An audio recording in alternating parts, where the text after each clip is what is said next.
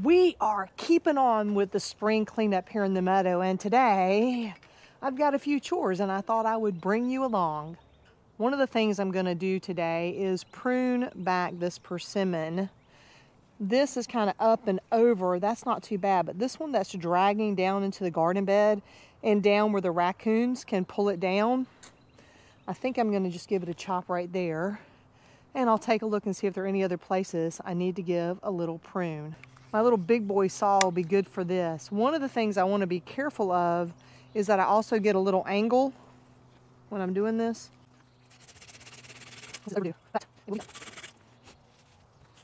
That'll help balance this tree a little bit.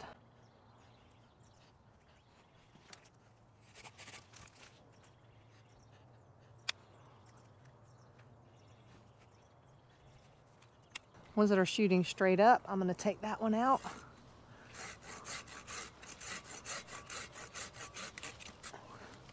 Probably could use a pruner for these smaller ones.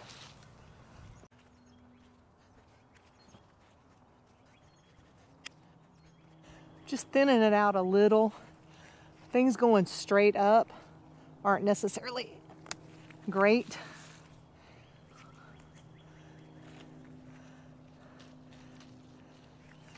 Let's see. Oh, this is a okra from last year.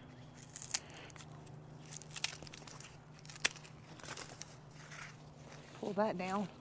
Some okra seeds there I could harvest.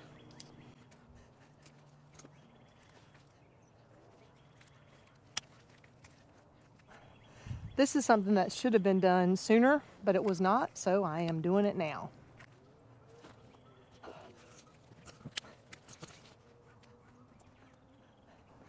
And after this season, I'm going to have to get out here and get serious about cutting it back some.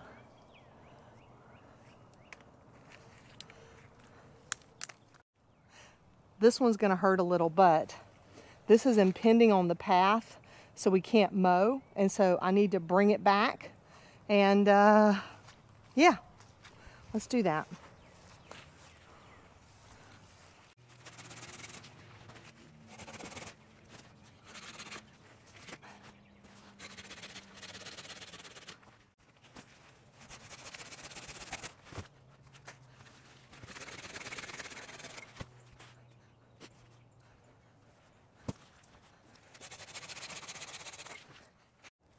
So that's a little better, a little easier to get past with the mower.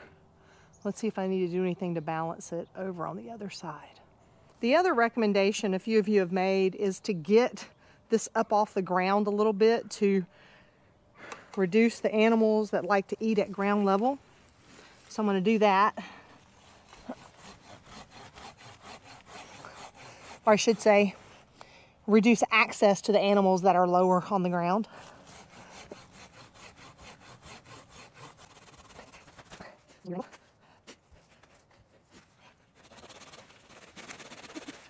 This really does cut like butter. Really good, really nice. This will be interesting. This is all the way on the ground. Maybe I better start back here.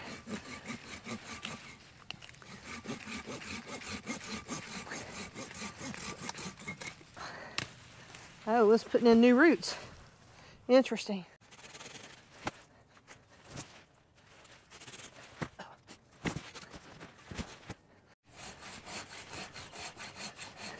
I don't like digging down into the dirt like that, but I'm kind of got a weird angle. So I'm just doing the best I can. Now, you might be wondering, number one, why do we prune at all? I mean, in nature, things don't get pruned, but we have a few goals here. One, I am not just trying to feed the animals, so I'm trying to feed my family. So one, I'm pulling the branches up higher off the ground to reduce some of the activity from the possums and the raccoons. Of course, they can both climb up, and that may happen. The other thing is I want to keep it managed and controlled. I'll still get plenty of figs off of this one, persimmons off of the other one, but the idea is that I want to keep it managed in a way that's good for the tree and good for my garden as far as trying to keep things cleaned up. In fact, Kevin invited a fruit tree master to his garden over at Epic Gardening, and I learned a few tips there. You should check out that video too. I like how that's starting to look. It's really shaped up a little bit. I think we've got this side now. Let's check the other side.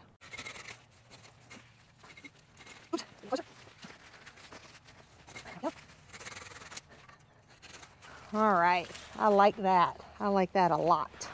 Now this persimmon is really spindly, and I am not sure that I really want it to bear fruit this year. It is really struggling to fill in. So I'm gonna give it a really good haircut. And then when the flowers come on, this year I'm probably gonna go back and actually break the flowers off so it could have a year of rest. It produced a lot of fruit last year, but it's in such terrible condition, in my opinion, that it really needs a chance to sort of get its roots down and grow some more.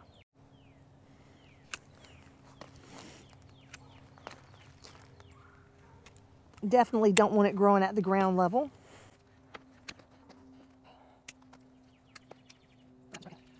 You can see right here, last year, something came and ate the persimmons right off of the tree. They even left the little topper. So, those. 2, 3, got some here.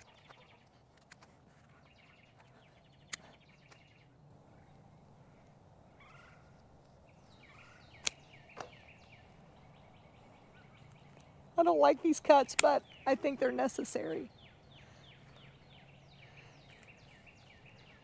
All right. Let's see what this side looks like right here. Probably gonna pull this back too, sort of get it some balance. Now let's back up and just take a look and see if it looks balanced there. It's pretty good. I'm learning to eyeball these things. So on to the next one. We got to get the Biden's alba cleaned up here. I don't know that I have a whole lot of pruning to do on this Cataly guava though. This elm tree, don't need that in there.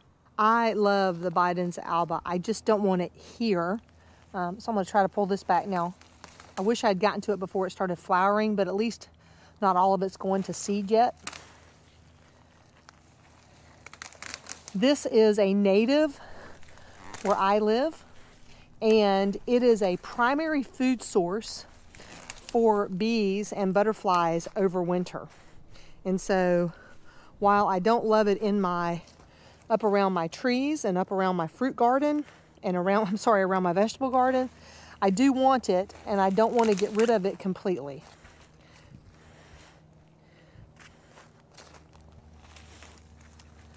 I think that's part of learning to work with nature. And truly, I could have pulled this a little sooner before it went to flower. It's going to be a lot easier to control when you do that.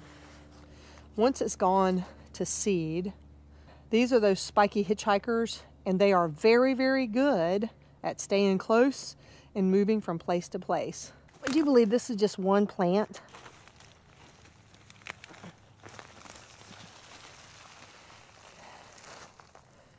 Whoo, whoo.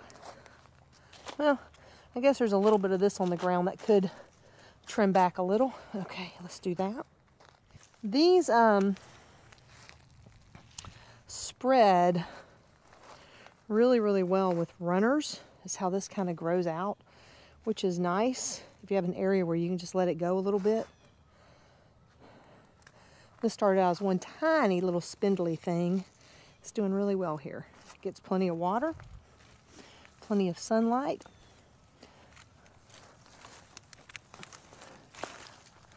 Let's get rid of this elm. Don't need that. We'll clean these up a little bit so we can get the weed whacker underneath there and get them cleaned up.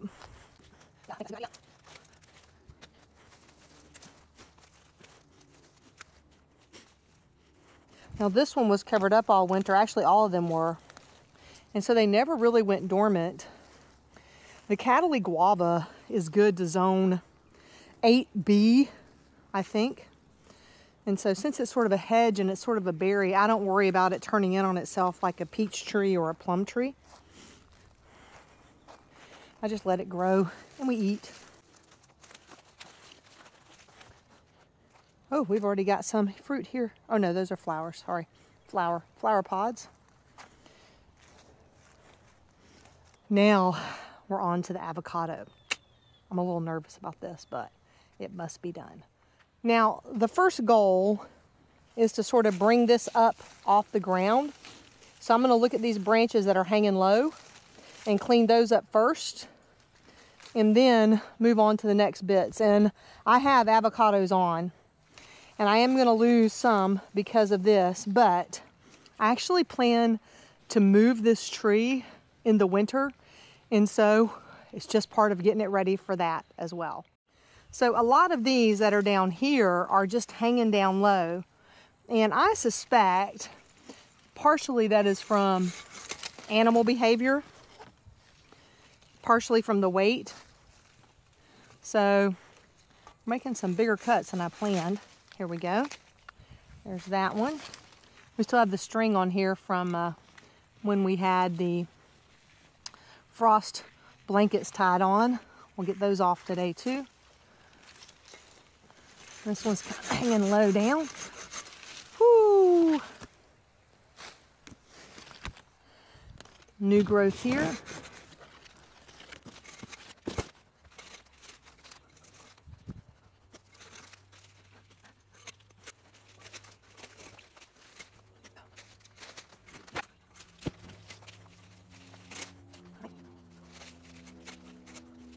Wow.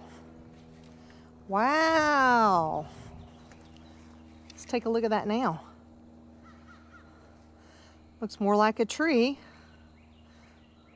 less like a bush. That is good.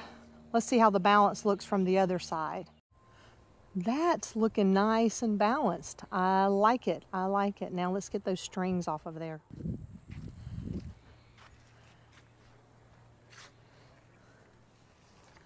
Let's take a look.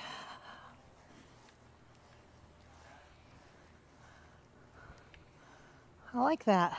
I like that a lot. Yes.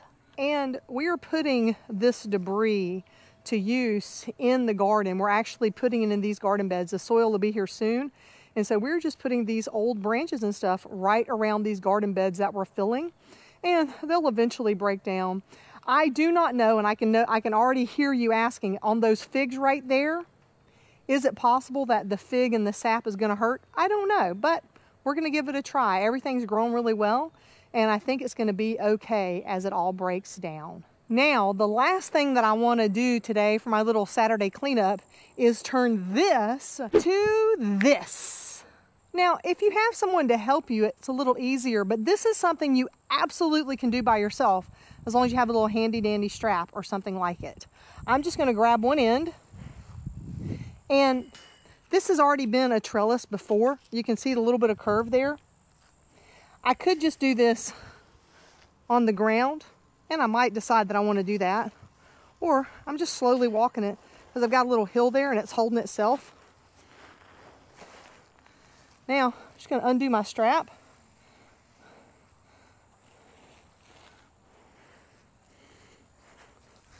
Walk over to this side. I don't have to use the fancy ratchet strap part. I'm just using that as my extra hands.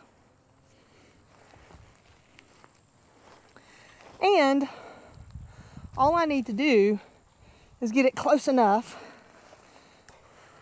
for what I need, like so.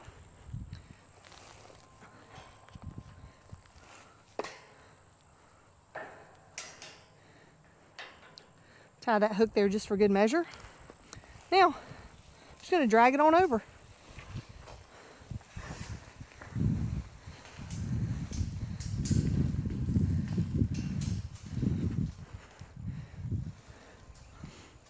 I've just pinched it together, and I'm going to turn this cattle panel. By the way, I get these at Tractor Supply. I just buy them in bulk and have them delivered. I can throw a link down below for you.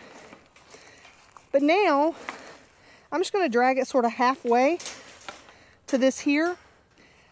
I want to show you something when I did this before.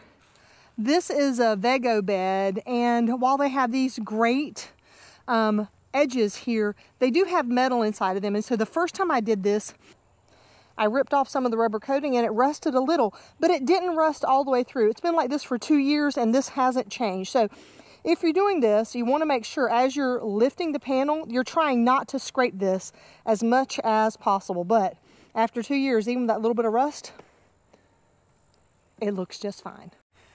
I pushed this in just a little too far, so I'm going to slide that out just a little. And then I want to tip it up. And so it's funny, when I did this last time, it went really, really easily. So let's see if I can do it really, really easily this time. Now, this looks a little bit wider, so I think I'm going to pull my strap to the center just to get a little less bowing so that it's going to be easier. And I happen to be using a toe strap. You could use a rope or whatever it is you have. This was just easy to grab hold, or a ratchet strap or whatever you want to call it.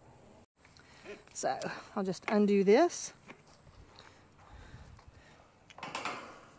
Undo this. Come a little further back, just so it has a little better pinch. And I could hook up the whole ratchet strap, but that's not really necessary. Here we go.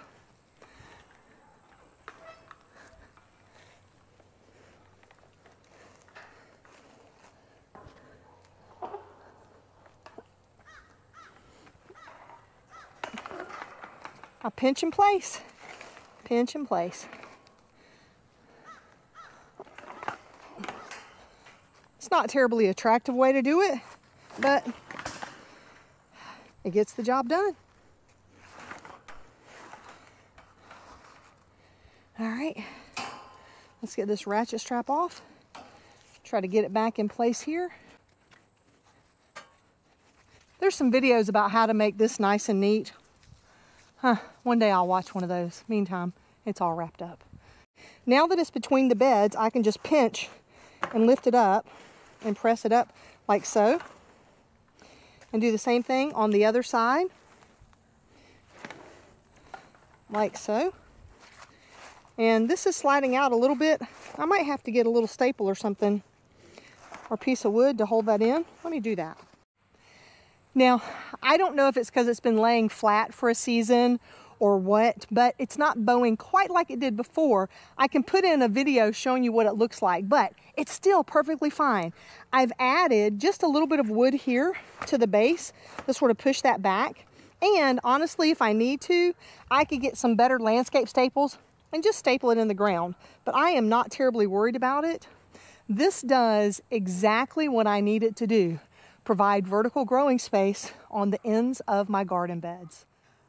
Gosh, it is so nice to get a few things done around the meadow, and we are making progress to growing more food here this spring and summer. If you want to check out some of the other projects growing on around here, be sure to look at this video right over here. And until next time, my friends, remember to drink plenty of water, wear that high quality sunscreen, and as always, have a fantastic day.